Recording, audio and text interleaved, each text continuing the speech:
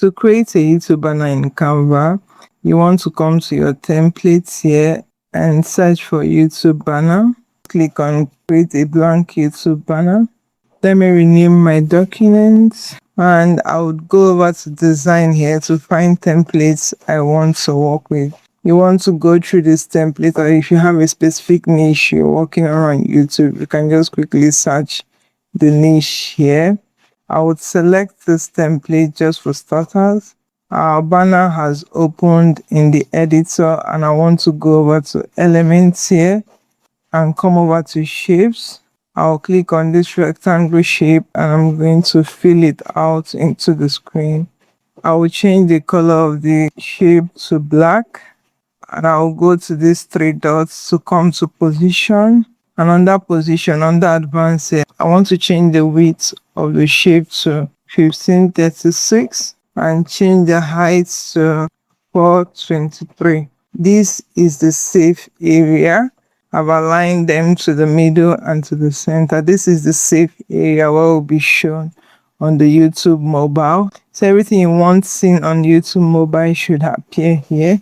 And I will go into the layers and I'll bring it down. If I put it here, it's going to get lost. So I'm going to bring it to the top. And I have most of the things inside it. So this is how it will appear. If you look at this face here, you can see where the face appears in the shape. For this shape, I'm just going to lock it so that it doesn't move around.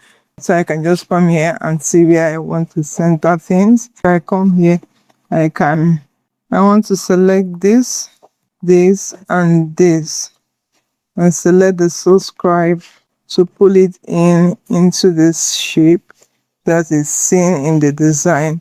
Let me quickly just group it so that it doesn't move around. I can now resize the shape. You see the subscribe button has come in nicely, and let me select the three of them and space them vertically evenly.